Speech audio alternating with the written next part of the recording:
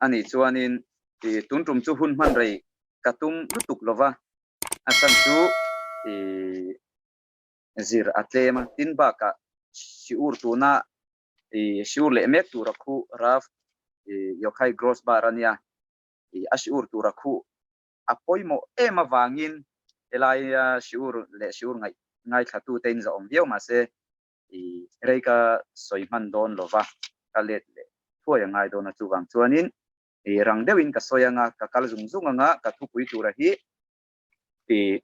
torna hi chakna ani ti ania torna hi kan dam chunga kan torna hi kan chelna kan chakna ani kan imai te ang zudai zima hun kha le chen kan lo om hlom to a harasa tak le sheom ti takin kan oma azudai zima kha sheom kan ti ni lawa zudai zim sa khua kan vona evuan chunga thil tam tak kan ton kan ele barzon na lama te amo kan thenrual pol na lama te chiat that an tot ni khu a te amo zudai zim the pa to pa kan lo von veng gar ngar na konga khanin min nui sole chek sol te kan tuara kan lo tuar thina atu te po in chung chu engwa nge ni a kha thil kha engatan nge ni engwanga tuara kha tiang ang hun shom tak tak te kha tuar thini kan ni kan shethiam theu thawanga ma sela Torah zirna ani meo wangin kan shet to sa te po alo ni nualanga kan han soi shim shimanga chuanin kan thu soi tura hi Yehuda ben nekhama damnan kan hlananga chuan chuba ka Michael ben Abraham tarau choisana ni sela Israel fa damlo zonglong te damnan le chan zonglong te tharau dom sana tan ni ro se te khin thua tangin hantan ha support taila khale mun pakhata hianin thingkung buk moi em mai ara po thata ka chua thin a omta azar tela amoya abuk ahlim nuaya o cholpo anuam thila athonuam apialia khanin thing chor apia dewa khan thing chor che em mai rapo chua ve lem lo chor che lutuk tak mai ding ve ar mai kha omani tichuanin zirlai no pang tiul kha abula khan an vakalta anni chuan hei rav helai thingbuk chu avan moi bik em ve enga tinge ni le antia an rav khan in ala chang mai lawa chuan an kal apian kal le a tumi huna chuanin ing chor che deuh kha an va mule ta a ti deuh ri re te sang ve ar si thlina nuai shet to mai thating ang tur chi kha an va mule a he raf enge ni omzia le atia naktu ka helai hun kan kal le huna ka hrit thiam cheu atia chuanin atu ka an kal le khanin ai azana khanin thi na tak main athoa chuan atu ka khalaya rabi le zirla ten va kal le chuanin khalai thingbu khachu alo chem atu kar kan tiang chi khana lo chem phong deuh lol maya tem khana lo la in azung khana lo la kai ve tang tang chawa ma se pia khan han kal le a thing a mani chi a zirlai no pangtena yeshiva zirlai no pangtena an rabi ne na an zo kha he thing hi enga tinge he titak mai omle awa chebik em ve anti akha alo la ding fel than maya an rabi ne na kan rav ni min khan zo na kan zo che min la chang lawa tuna he tiang hianin na omle a nimina achor che zo kha tuna hianin ading changzo ka thina takin an noi nuwa hianin a thingbuk le tha em zok thang duang tak zo ka kha hilaka ading changlawa ator che zo ka hi engwai nge ading changjok mai si le atia antia zilai no kan rap chun tiana changta mishing nun he thil hianin mishing nun nen po soizom thei ania in kung kaina ania achan chu he thingkung a hi engwang hetia thang du hlu thei nge ni achan chu chom tu aneya ni tin khel lawa tui pe tu aneya uluk taka enkol tu aneya a omzia chuanin thonin thil adong renga nuam satakina oma chuwang chuanin azung po hianin ama ta na chakna lakhom turin minerals le water kan tiang chi te leichunga tanga chakna form khom tur khanin dap thuya ngai lawa achan chu mishing na chom renga wang khanin atan azung kha akal na tangai lawani achan chu tui petu anei renga khate uluk ka enkol tu anei wang khanin azung kha akai thui lawa azung kai thui lo na chu thi khate nga thinan pho khanin a thingzar lo buk khi lo dong thabok nin khanin ading zau talawa che atu tamai khani ta api alia thing ti deu ri re nung ve chang khina anwai shep ton huwa por deu chip chep kan ti mai turang chi kha engwangin nge he thinga hi aladin achan chu tu ma chom tu po mishing anei lawa chu wang chon ama in chakna a in lak chopa lei hnuaya thuk taka zunga kayanga ya atana tui petu omlo wangin tuizongin azunga kha awa taranga ya chu tiang amata na chakna azun na konga chona thorin po alo nga ya chom tu nei lo alo ni bok nen chumi ani awang chuanin he tiang hianin zung akai thu ka zung kai thu na le zung peng dar na san na chu khi po lo tho se ading het bi ka atia chu tiang ang che chuanin he mishing kan nun zola ya po hianin a thona thil kan don tamte nu le pa chom hlom kan ni tamte mi thil thon pe kan don tamte aniamo katiang chi nuam sataka kan omrenga hi kantan alo thaber lova nge lo na be nge lo na te alo ni zo katin lalpa pathian rongbol turin kan chak tok lo thina ni antiani chuwang chuanin mishingin tlacham deu chungpo a ele bar zonga ni emo tianga kan lo kho saka judaism sa kho hi chu re theina ani ti a judaism sa kho dem leklek zong po in min rilu kan lo pu ani mai theya ma se kan tun din munakha tun kan thil to nakha kan ta na thatu le kan he na tur he thil hi katana lalpa pathiani na arwata ni ti ngai to in he thil katana thatur ani tiliam mai chau lo khan katana thatur ani na turakha keima khan engtiang angin nge ka fight chuang engtiang nge ka sual chuanga engtiang angin nge ka mu thiamang ti kha ka zon chho lo ngai ta chu tiang ni lowa a she om na le a he tiang hi chu kan ton ve tu renga lom ti a kha thilwa ngai tu chu a soi chu a zo mai lam ni lovin kha thila kha ngai tu a cheta a hlok na tur ani zok zia mitam takinan soi thina kan chung har satna lo thleng te hi kan chakna tur zo kani anti thina ani bok renga ma se kan chakna tur ani zok le kan ta na thatur ani na kha zuk hriata zuk soi mai chau ni loin a thatna tur zo kha kan zona a thatna tur zok ron chuak tur khanin machine kan thori malo ngai ani chuwang chuanin kan din huna chantok thewa lungoi tur chu ania ma se ma son lowa kha ka din hun om dan reng lalpa pathian kata na thatura arwa talom kata na thatura aron kentira lom ti ringota om der mai kha ani rawa mi in ma ason to lowani chuan judajin kalpunga chuanin ma ason lo chuan athiani anti top mai thina kan tura mi engi achan ma ason lo chuanin ahnung tolani ti alo ni ta chuwang chuanin mi in ma son turin thei patok kan chu anga kan tla hiam le thina nga chu ta tang chon kan in vor chuak le thina nga tiang chuanin khapo abiala amanga chuan kha lo de le a tiang khanin alo kal le thin a changin chu minal hi a chu tiang chu tan israel fa te nun phung po nun chau chang te beidon lek chang te kan nei thina nga chu ta tanga thole chu ani juda nun phunga chu thau ve le ngai lo te chu tu te nge kan ti chuanin he Torah ring lo tu le zaim sa khwa ron hir shet ve lo tu lalpa pathian za ngai thei ani te kan chunga ama lam kan hoina turata na thil ti engemo shemna ringot anga kan lo ngai ti tur ron thlen tir tu chu mi ring lo tu te chuanin he khovela anin him phum thina ei thiang lo ang mai in kan sa ei thiang lo kan nei thin te po chira an kala keborin an kala sai te lo ngai tu entir nanin keborin an kala an rapa apil mai ni chu ketin kak chuak chu engtin nge an kal kan sai thiang chi te chu akara aron sor chuaka an pil ve lo ani chu anin he khovel thila khan anin him phum ve lo chu tiang chi chon keini zudaim sa khowon tu te chu ani he khovel thil kan ton zong tele he khovel thila thiam zir na te ani amo ele bar zon na te ani amo kong sang he khovel thil ti sa thila hi lalpa choi kangin lalpa pathian rong bol na ta na mang tur kan ni zia kan hriat chian ka ta wangin he khovel thila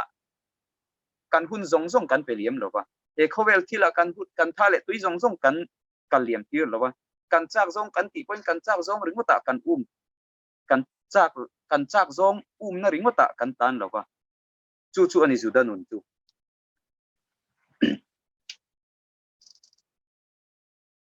zajim sa khu a chuanin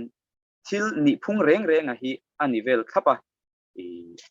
thil in ngezom lo le in pung kai lo reng hi aum lo ani ti ania entirnanin dem han peng talok taila Torah zir lut zia le Torah hian om lo zia le mishing nuna thil kheng le lalpa pat mishing nuna thil kheng le Torah hianin in zom na anei zia te entirnanin nu nau pai chungchanga lo soi taila nu hi em ti ni ta ima ti kha kan hriang alef mem alef em kan ti chuan nu kan ti ruk ti ringot na hi alef mem anita chu alef chu pakhat ania mem chu somli lo ni ta ti chuanin mem le alef chu somli le pakhat lo ni ta nu in now apai hata nu thar nu patuak thara mo now an pai phata ni somli atlin chi hianin nuani an ti engtiangin mo ni somli atlin chi khan na chunga na win siama khan ni somli atlin chi khan mei chia ani emo mi pa ani do nemo ain siam pui tin chi a kharau nei na lo om to ni chu mi alo ni chi chuanin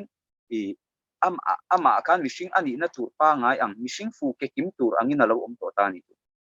ti chuanin khatiang din hun lo ni to khanin helai hianin ngai swal lawatan kan lo hriat ve fothin now pai ni somli atlin ma chu soi chu thiang lo ti te emo achunga khan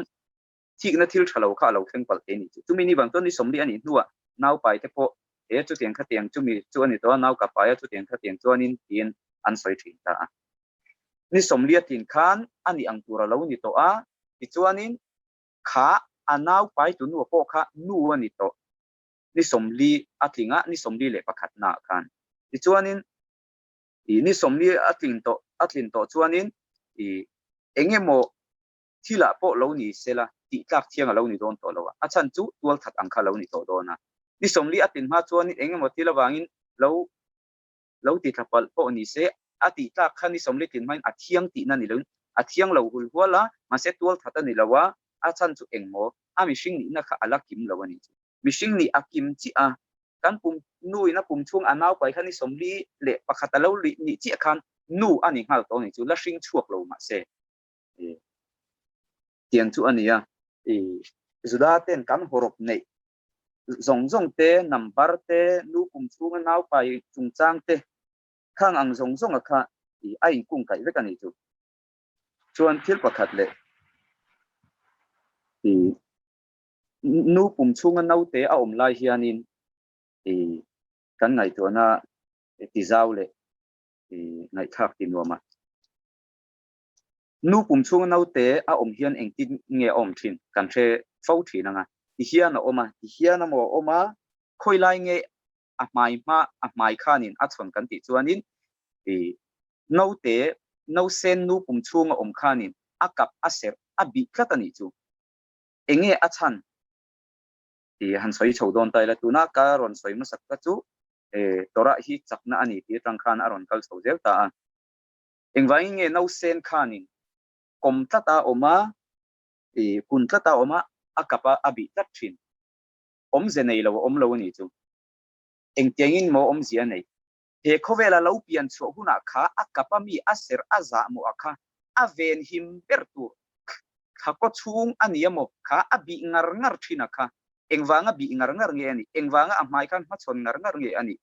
nakina chuna pian chho huna chon a en to don chuang lawa ma se en to lo tur kha aven kim ta lo ngai ta ni chu engwangin mo mi in azamo aser aven that lo chuanin milem biak na suala chu mi main engmo khur her na suala alo kalanga min khur her na suala kal to chon milem biaka khoya tangin mo ko mu na kan mu kan ti chuanin ta sitim huna khanin Israel fa te bo chet na thu kha kan ngai to chuanin a hriat vekanga Israel fa te a kup tara ma tangin an chuaka iton sitim khami sitim huna khan bal peor bal ma baalan ma khanan beta baalan beta a atira chonan antum kha milem biak kha antum bik lawa mase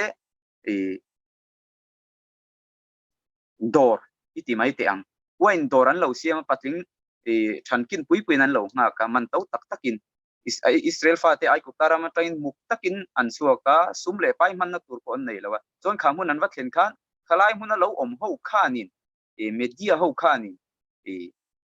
Israel fa te khati na thiamin an lo tia ti sathilin ashing ashanin iti mai te ang harum thilin anti chimit theidon lawa lalpa pathian avenzia an thia eta kan parsalian ta che tenen po khan ain pung kai vekanga parsat balak tenen po khanin balakan Israel fa te ti chimi adua an chia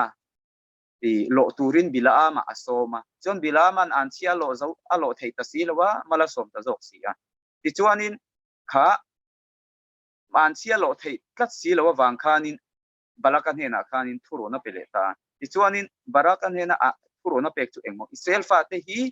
mi pat mei chiat na a itlu kir thei chuanin itani to mai idu du in iching let thei to ngatia ti chuanin khatiang ang khan Israel fa te kha an lo chon ta a dora zu le sa te po niang chu khanin ador po na khanin pa upalam pang ho khan thil to tak takin an lo zuara an Israel fa te nan va dor dona ava to ve atomin du chona chung lama ti deuh keng kungin ruak tang kong deuh mai khan chung lama khan man tom deuh an lo zuar ta ti khan ti satila an va tlua ti satila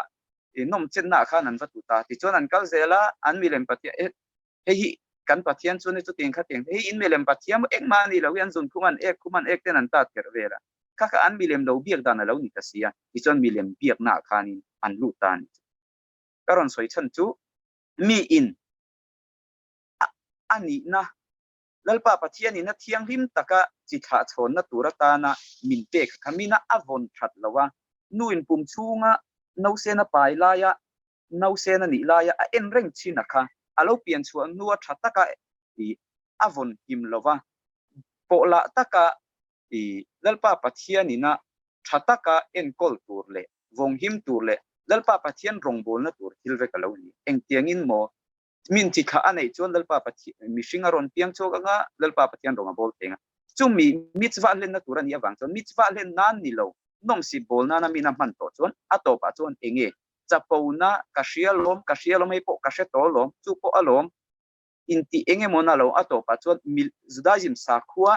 du tok lo na le nin deuh na zaim sa khuwa chu adika ma se a heti dewani achu ti khati e mai tem min pen sheta judaism sa khuwa ni lo nupui pasalawa neya chuta hlat sheta ram thiang nim kem lo mai khati ang kong khamina thleng thei ni chu mi in judaism sa khuwa ai him phuma ram thiang lima chenga thei patok anu nam hang lo ni chuanin mithi angani mai ni chu chu tiang ang nun va thleng lo tur chuanin heta nu pum chunga a omlaya en ring thin alo pian chu nu khanin avon kim a en kol thiam ani na tur anga aman ani na tur anga ani angai ta ni chu chumi ani lo chuan min milem biak na atu ol biak ti ni chu tuwang chuan he khovela thil mihring nun phunga thil thleng zong te mihring tung chho kan kaldan te zong a hi Torah nen in kung kai lo om lowa lalpa pathian thu ne na in hirem lo om lo ani ti khalai tang khanin engemo tok chu a hriat thayanga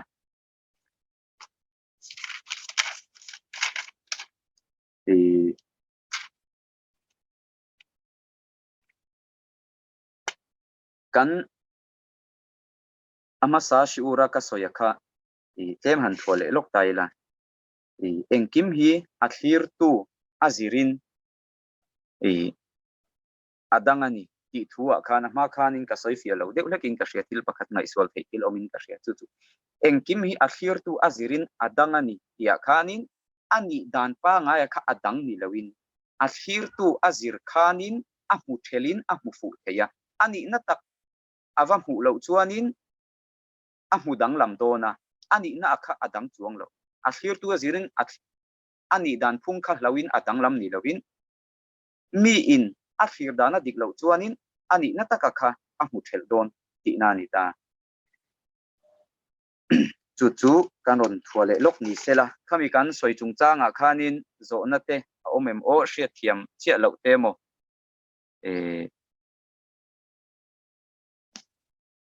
hria thiam lo te om chuanin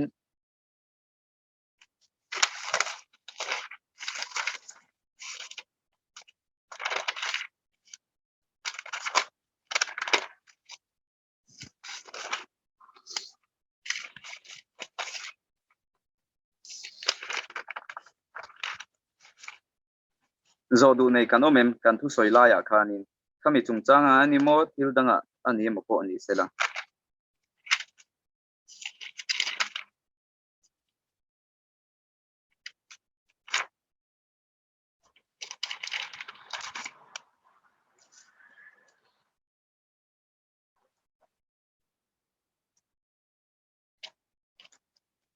atop na tan thil pakhat kan soi lenga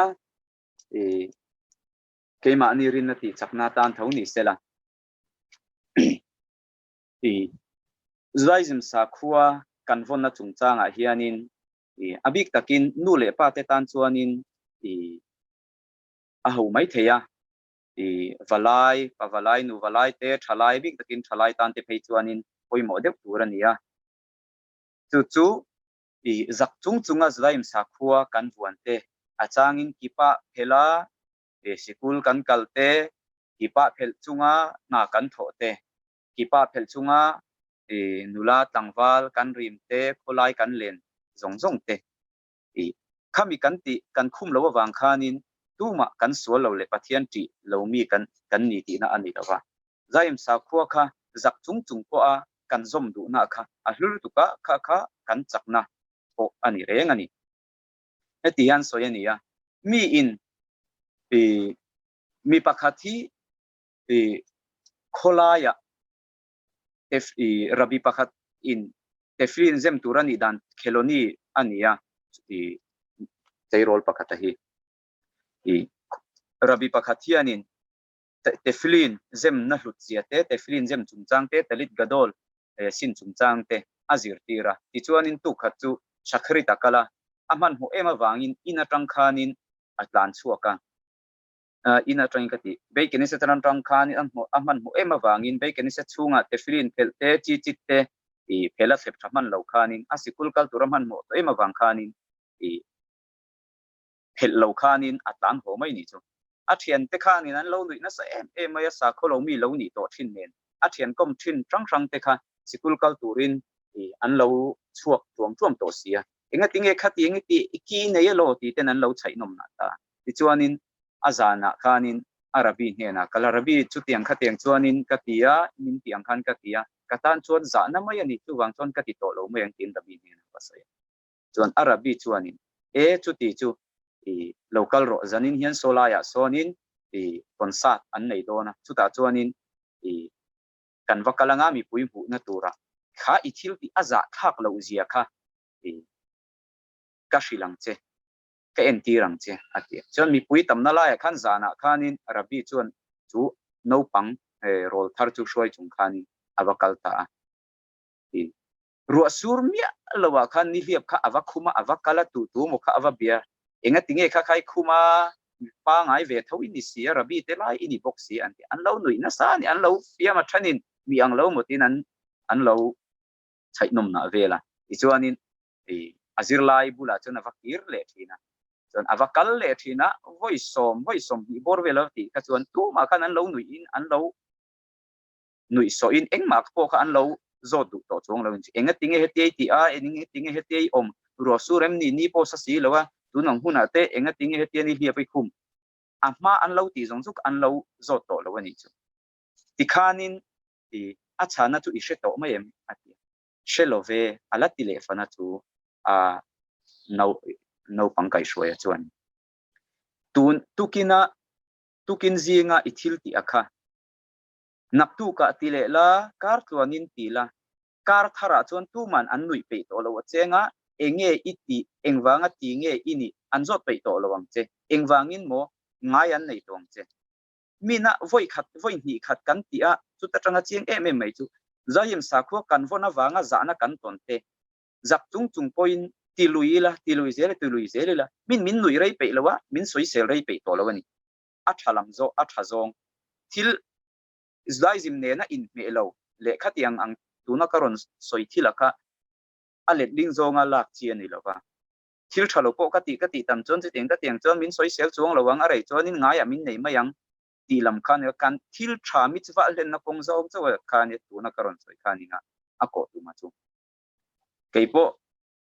i han soi tai la i be kene set omna building a kanom lo nu khanin i a hlat dewat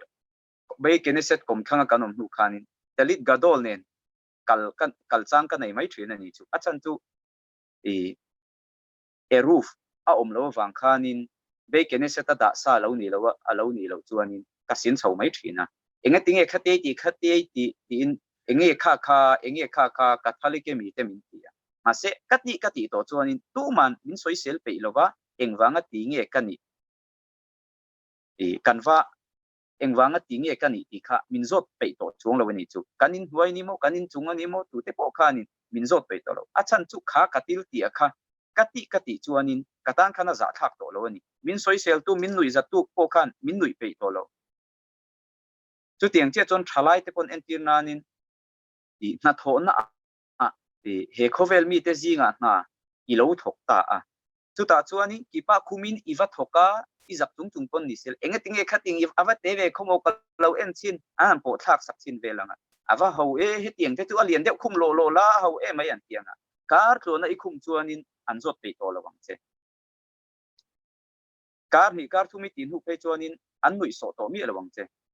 chu tiang chuani akal punga chu kan ti reng achanga kan ti lo khanin min nui so zo enge te khami ni pon ni ron tianga tinge tu nai ti le lo iwata zat ve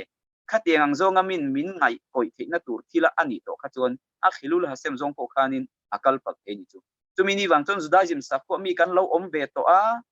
thei pato pinlal pa pathian rong bol turin tora hong kol min kan ba to ani chuan khonge kan ti ta cha sa ti in kan si thleng rak mai tur ani chu engwangin mo khoya tangin nge khang thil zong kha achian em kan nu le pa kan pi le pu he zuda jim sa ko a sulo suwa kantana thil eng kim anar kai tu a lo tang to ten ram thiang him po thing man loin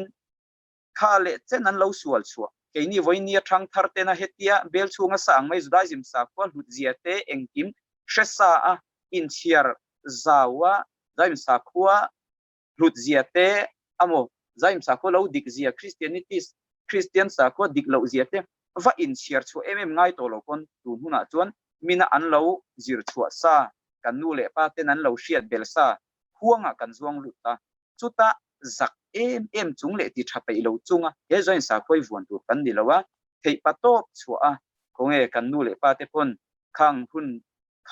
kha le chena tang khanin an lo zong to lom le kan nu le pa te khan an nu pui fanau te kan rol uzok te khan nu pui fanau te kal san pon nu pui fanau ten zain sa kwan von thei lo chuan an kal san maya pasal fanau ten an zom thei lo chuan an kal san maya chak lo chungin tluk changa mo chau chang po lo ni ma se zoim sa ko an phat san lo ni chu kha kan nu le pa te chuan voi ni theng ke ni chuana zoim sa khuwa kan lo pianga zoim sa khuwa om turin pian tira tang ten a then chu zoim sa khuwa te kan lo oma khatianga thil lulu tu chuana khanin kan chuang kai ni chu ke ni chuan i he loin o khonge kan nu le pa kan rol uzok te atang po he tiang ang an lo si chho to hi chu tiang kha tiang chu ania tin an thu le la kha a man lai a ho e mai ti zonga lo kha ni kan then rual pol na konga kan hun man kan thil ti na konga khanin za khak anga lo lan chang pom ma se aza khak lo engwangin mo aza thak lo achan chu kan ni dan tu ra hi aza thak lo mi in ama ni na ani dan tu aza pui to chon ading chuak ngai lo wang engwangin mo ani na bera za pui lo kan ni na kan chiang tu ra ni engwangin nge he judaim sa kho hianin ka oma eng tianga om tur nge kani ka then rol kom ta chu eng tin tin po lo omin lo van nei in he khovel thiam zirna ani mo ele barzona po lo van nei viawin zaim sa kon om lo chung khan lo van nei in tin hun sang tak tak te ni mo milar an ni mo po lo ni ro se khathil kha chu he khovela an lo man don mo ani ve mai ni chu chu wang chon ke ni chu kan dang lama kan pa Avraham avin wa tang to ko in kan dang lama eng tiang angin mo ani chu ahun lai chuana mi zong te mi lem de mi ve kan nia Avraham avinu kha ivri ti ania ralle lammi engwangin mo ahun lai chuan om zong te kha mi pui zong kha tui pui kam ralle rala om se ani kha chu khami epa kha na om ain afuk chi ani chu ain letling thok amani dan phung lo zong kha mip khang hun lai chuan mi te om dan ania khang hun lai chuan mi te le om dan letling thok khan ani kha a om ngar lalpa pathian pakhat ani zia aringa a mukhet boka ichuanin a om dana phatsan du lowa meipuya pai huam point thi po lawin azom eta chu tiang anga ati nazara chun lalpa pathianin khangin miro pui taka alo siam chota chumi ani awang chun keini po tuna kan om dan judaism sa khuwa kan om dan punga hi aza thak lowa kan ni dan turani kan ni dan turaka kan za pui turani lowa nam dang tenen kanin ang lo han ena han ngai to mai chon in ang viewang kon kan lang mai ti ma se kong eng ki ma po han chu ti la thil chete thil kong khat le ka po han ngai to chon eng ti kong mai kanin ang reng lo ani chu wang chuanin in ang lo na chu anui po min no yang chu amu po min hu sitang chu min ti nom na theina chin ko nga chu min lo ti nom na bokang engwangin mo an ma ni nen kan kanin ang lowa an ma ni ep kata om kan ni awang khanin min ei lowanga min hual so tanga enga te vak min ngai lowanga uile ar tu ka po min ngai lo po aniang apoi lo eng tiang kon min ngai ro se kan ni na khachu kan ni na ani nget takin idingang kluk chang chu om thei akipa khum pe lo mo in khom pe lo te filin zem mi lo ni han tak tir te po a om thei li tuk mishing kan nia chau thei kan nia chu ta tanga kan tho le thin ni khata voi som nga po voi za po tula chu ta tanga I tho le zi na kha ni I zudani na chu ti ni chu mi ni wang chon voi khat ka thlu ka wanga ka thuk len na tur om lo chong hei nia ka thei hi lawanga jing hano zo kam ka thua zo a tui ka va ina mo ting pui sen hang in chin ka lo nia wanga ka ina wanga cho ka hei lo ni len na tur sanom lo ni voi khat ka ti swala e khai azia lo le mai ka ngai tu chiang lo ani ka ngai chun zom le mai anga dam doi a regular like kan ya lom ka ngai thei ni mi tiang din huna chon halaka pon apala lom acha ei thei amai ro chu kha I ei tur huna kha I dam doi ina tur puala tan chau khanin a om to kha yangi ni danga puar ing ewai yang khai ei lowanga chuanin tuite in chun zom le to chuang loin ku wa te va ei le to chuang lein sa da te va bom le to chuang lo khanin chok ngai ya kha I chun zom le mai don ani chu voi khati lo ti lo pal I lo ei pala mo wang khan ngei lo len mai turani lowa kha I din hun china khanin I thei to pila chho sel turani zajim sa khuwa von loin I lo peng pala nu le pa te ril ru ti na in zajim sa khumi ni lo nu pui pasal I lo nei pala amo ani po in ikir le thei huna chon kha inun luya thil lo theng to zong akha in sirin lalpa pathian he na ikir le anga e chu tiang kha tiang chu alo ni to a nang ma khamina an en ton tur khan yom le te to ni chu eng tiang in mo kha I tu na ngai khan I tu non le to don lo ni chu enge achan adik lo ji asia zaim sa kho ikir le to a engma kha thila khan vanem nana a om lo sia I bu chuak to a kha thila eve in ti borban le kha ngai fe ni chu tiangang che chuanin he kan hring nu na hianin chau chang soitong in om theya tluk chang om thei ka tlu ka wanga ka suala lom anni hawin ti ro se cái nền chôn cái in mẹ về tổ lo chung hậu chu Christian hậu anh tỷ đàn anh chu Christian khác cần vào demin cần vào soi chia anh đi lo anh nị phung anh chu anh vangin mo sa khuôn nó thil an triệt về tắc tắc lâu vang dal pa pathian ro pui ber chung nung bera hiani thik thu chia anh nị ya lama pa te kholo na awanga fa le te chuan tum na chuan li na khenga shem thei tu khan chuan sang khat kheng ko mala som thei eng tiangin mo kan that na awang khan kan bo chiat ni achona thik thua chia eng wangin mo alam hoi turin nula tangwalin nu le pa tam tak pon kan siang chu eng mo kan sia tang kanupui kha kapui ve kapui thei reng la ya kanupui khan midang laka eng emo thuron te avala kha ka shil thei reng kha ka thiam thil ka tan pui thei na renga kha kan he na ron kala pa a nu i kabiel pa ani mo kabula aron ti lawa midang bula chang dang avakan chuanin enge ka thin rim lo bi kang mishing po kan thin rim chuan he khovel chunga om zong le pon om zong te om lo ata oma min siam tu min din tu chuan ama rong bol tura siam kan nia ama du dan zong ni lo lam mai pi alama po tisu ati na po midang rin dang nei na konga kan pen chuan engwangin ya thik tu chet lo ke lulang chu ta tanga kir le tur kan ni chung chang khangai to chungin ka thil ti sualakha alo sual to ani chuanin chuwa ka siamanga alo ti le pal thina ni pon chuwa ka siam le anga chu zudanun pung chu ani chuwang chuanin emina tluk chang kan nei po in he hi zudanun phung chu ani tunge ngil taka om reng ngai tunge thataka nun mang tuan par ngai mishing chu tiang chu an om lem lawani chu chuwang chuanin zudanun phunga chu tluk chang po a thole na kha ani nikhata voitam tak ilo bo chia ilo bo che palani po in khata tanga I thole zat thinna kha ani izudana chu ti kha kan shiur top na ni sela kan thu soite alpa pathian in kan zawai tan chakna min pe sela ti soi thiam lo nen soi tur ber po share lo nen kha thila kha dam lo dam nan tan te le tharau dom sana turatan kan han te khanin annin kha thila kha kan tora zir hona kan tora chungchang shiur kha annin mal somna lo chang ro se khati zong khani ro se lom ome